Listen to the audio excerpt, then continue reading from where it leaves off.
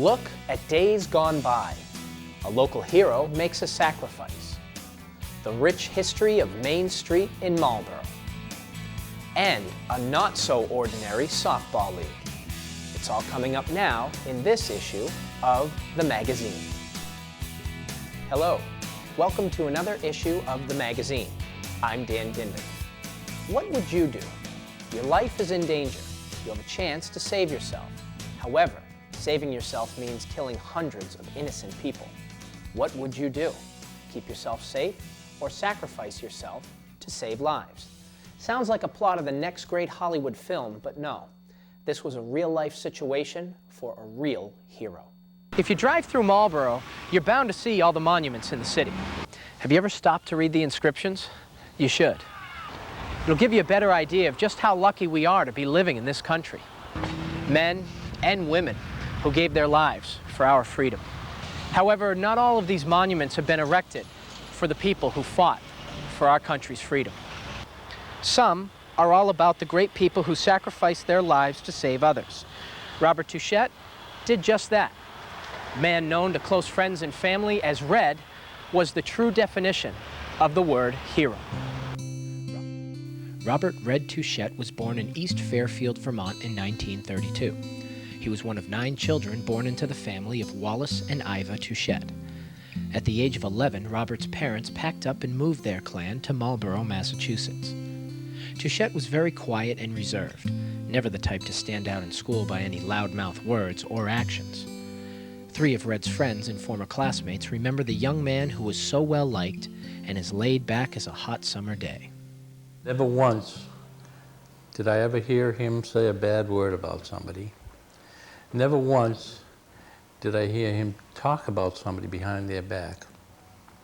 Never once did he ever do anything to make me upset. He was right up near the top of the list as far as just being laid back. He really was. He was too cool. Red was just too cool. You couldn't rival him, not that I could ever remember. All young kids and teenagers have dreams, and Touchette was no exception. He had a strong interest and love of flying airplanes. That was a pastime that almost got him into trouble on more than one occasion with a truant officer by the name of Joe Collins. Every time Joe knew that Red was not in his class or appropriate class, he'd head down to the Marlboro airport. And if Red would be up in the plane, flying the plane, and Don Lockature and the other fellows who were down there, they would cover for him. They'd see him coming, and if Red's up on the plane, they say, "Hey, Red, stay up there. Your buddy's down here looking for you." Or if he was on the ground, they'd hide him in the hangar someplace. He would disappear and never say a word to anybody. All the time. All the time. All the time. Perhaps Red knew that he was on his way to a career that best suited him. A year after graduating high school, he went into the service as an enlisted man and stayed for 3 years. From there, Touchette applied for flight school and became a cadet. During this time, he flew 38 missions over Korea.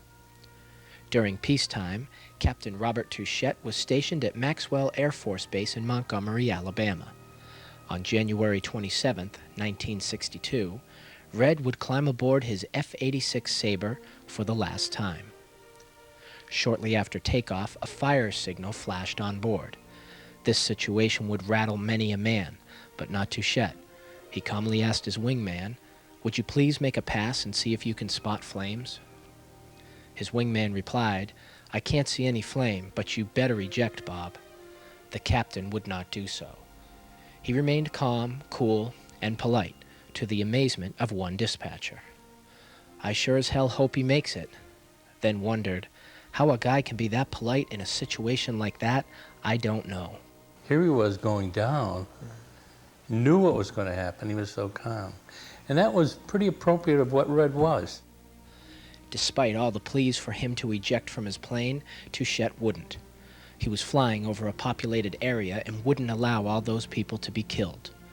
He continued on in the ultimate sacrifice a human being can make. Late that night, the body of Captain Robert Red Touchette was pulled, along with his wrecked plane, from 20 feet of swampland near the Alabama River. Touchette's body was transferred to Marlborough for the funeral. His brothers then transported him to Montgomery, Vermont, where he was laid to rest beside his parents. Touchette did something that we all see in movies. Some of us may even think we can do the same thing under those circumstances, but you never know what courage or lack of courage lies beneath. I've been in some pretty screwy situations on the submarine. Yeah. Pretty screwy, with like 2 miles of water underneath us when everything is hitting the fan. And I've seen some people freeze, and people are different. They react different ways.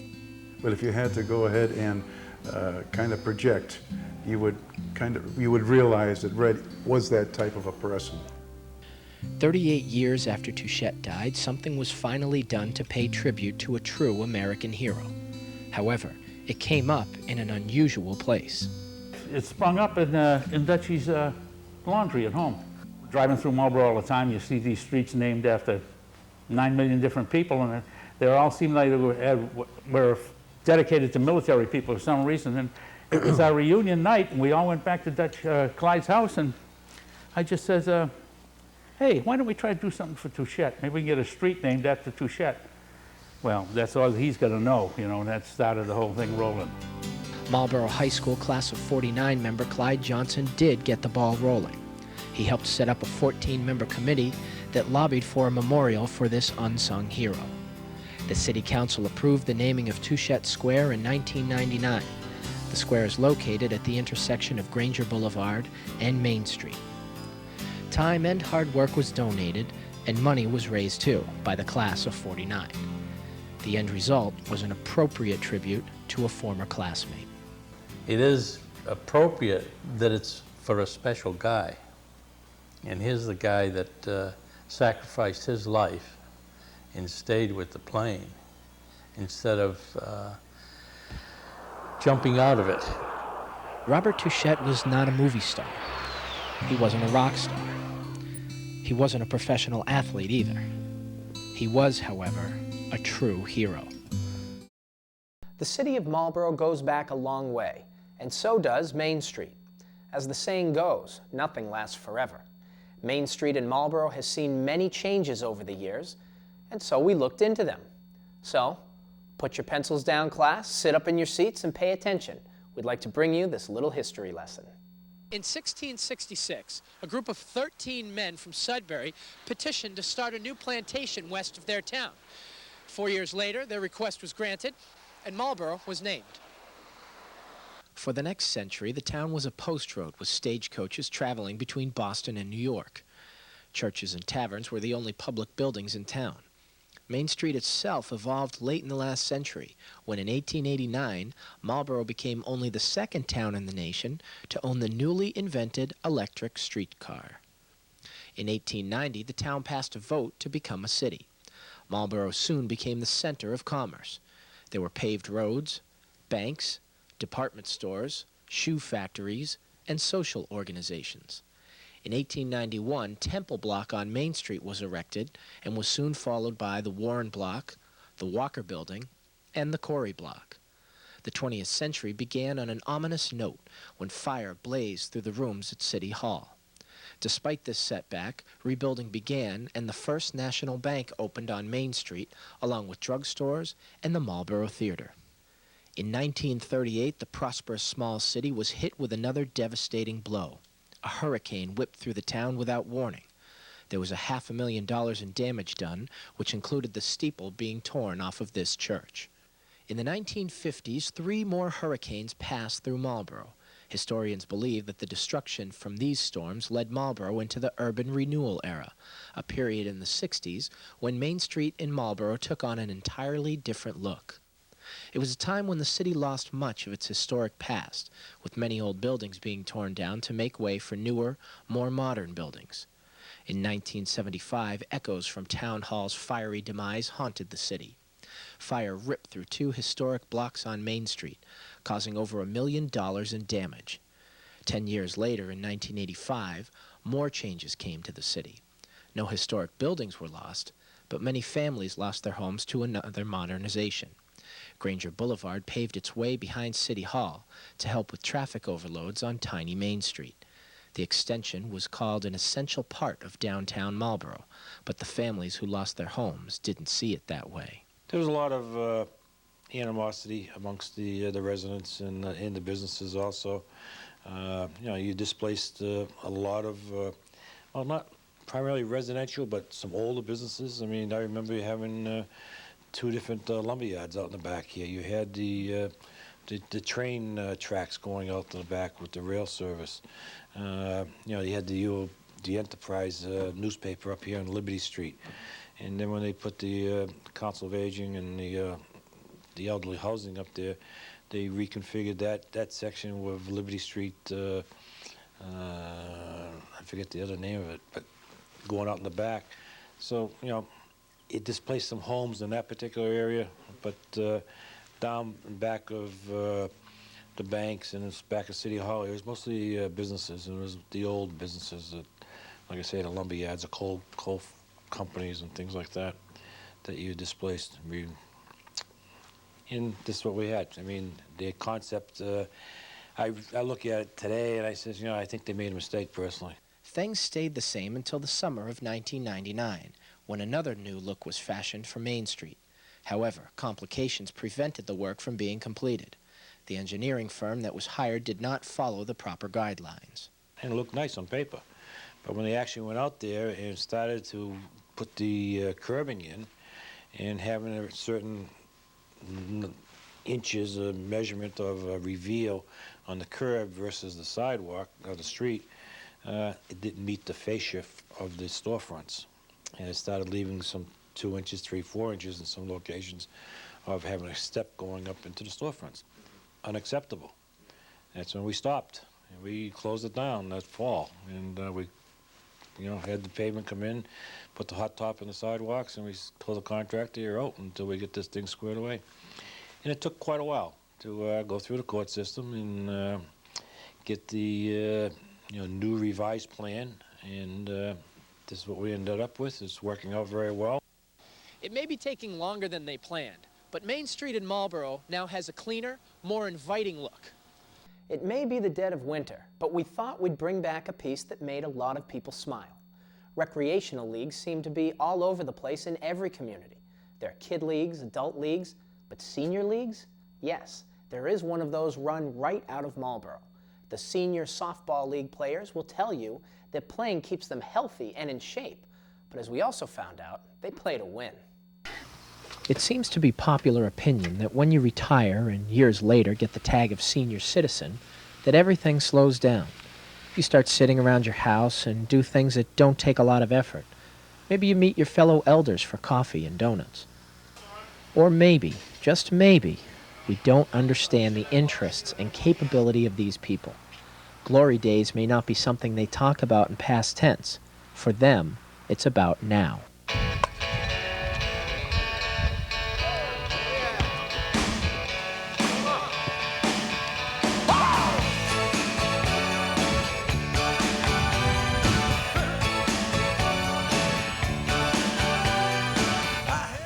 We're going to have a pinch runner for you. I don't want you to hurt that knee. You think that's a great idea? Yeah.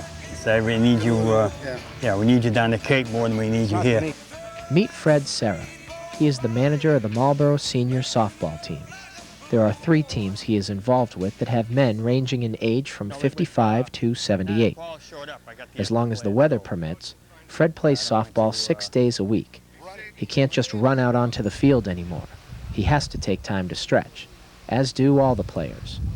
While some of us who still have to work 5 days a week may only be getting in the shower at 6:45 in the morning, Fred is already on the field, taking batting practice and pitching.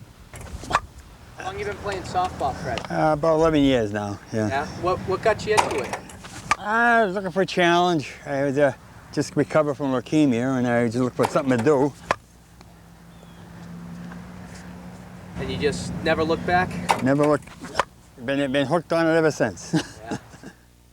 Fred and his teammates are hooked on the game. To them, the traveling, which sends them to the Cape, Connecticut, and beyond, is worth it. Sometimes injuries can take a lot longer to heal. but at this age, they are happy to just be able to swing a bat. My doctor, surgeon, cardiologist is amazed when I told him about these people. He can't believe that a guy 78 over here can run faster than I can and hit. I mean, this is impossible, you know. And each one of them has a way of wearing different things and remedies that keep themselves going. Yeah. It's amazing. You know, when you go out to play softball, you want to have fun. You know what I mean? No matter who the hell you're playing with, you got to enjoy it. If you don't, you get the hell out of there. Who thought at our age that we could do these things? I mean, I'm 70, and we think of our parents before us at this age, if they lived this long, never did anything like this, and I really enjoy it. So they give you a lot of gratuity here, you know, having runners, courtesy runners, overrunning. So that's what makes it a fun game. And the number one thing is it's got to be fun, and everybody gets to bat and everybody gets to play, and that's what's enjoyable about it. It's just like growing. We had one team 4 years ago. Now we have 3 teams based in Marlboro. And it's just a lot of fun. It's great exercise, of course. It's great fun. You're doing something you love to do. And we play very, very competitively, as you can see, you know. But after the game, 5 minutes, it's over, you know, whatever happened, you know, errors or whatever, you didn't get a hit, but the bottom line is it's a lot of fun. Marlboro softball and baseball players from their 20s to their 40s can now look at the senior softball players and draw inspiration, knowing that if they take care of themselves, they too can be playing for years to come. The Marlboro team draws their inspiration from one of their own. Les Smith plays right field, and this athlete is the oldest player on the team. He is 78 years old, and judging by the way he plays, going on 24. Well, when most of us have a little bump or a bruise, or we think we have a little hamstring and we can't run, we do have that rule. We look for Les to run for us. And that's the God's truth. I mean, he was a civics teacher at Dedham High School for 44 years, and he played baseball, softball, all through those years. And he's just inspiration. He's just such an inspiration. Because I'll be 61 this Friday, but I think of him being 79, you know. And it's just an inspiration. He plays in Florida, too. He plays all winter. Yeah, he's a wonderful person. He's a great guy to be around. So we're lucky to have him on our team. And you would never know he was that age. He seems like he could 56, 57, he could pass for, you know. Well, the only reason I'm staying healthy and in pretty good shape is I play 5 months here in Massachusetts, and then I play 5 months in Florida. So I don't get out of shape. That's what happens to a lot of the older guys. If they just play up here during the winter, they start losing it, and then they don't come back for the next year. Because when I started, I was only about the 5th oldest, you know. One by one, they kept dropping off. Yeah. How long do you think you'll keep playing? Oh, there's no, well, see, I got cataracts in my eyes, and I gotta get those straightened out. If I can see better than I do now, then I'll just keep playing until I'm 90. Senior softball leagues have popped up all over the country. For men and women over 55, playing softball is becoming the norm. If you are over 55 and want to join in, it's never too late. We're looking for people now. They want to start playing now. We can use them now. Because we play up to end of November, as long as the weather holds. Yeah. And we could use players now. It'd be a good chance for people to really get a feel if they really want to do it next spring. So here's a chance, you know, now in the fall, when we're just having practices or like games, it's a good chance for them to get a feel of something they want to do. Yeah. Who would they contact? Would they contact you? Yeah, they contact me, or they can contact David Grasso down there at Rec Center. They can refer them to me. Yeah, we can still use all the bodies we can get. So, next time you pass by a softball field and see two teams clashing, stop and look real close. You may just see some unlikely men or women playing out their glory days.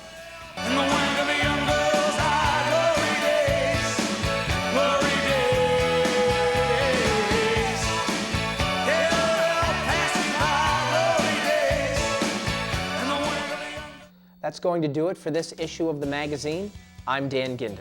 We hope you enjoyed this look back. The magazine will return with new episodes and fresh stories once WMCT has made its own history. We're moving to the old fire station on Main Street. Thank you so much for joining us, and we'll see you in the next issue.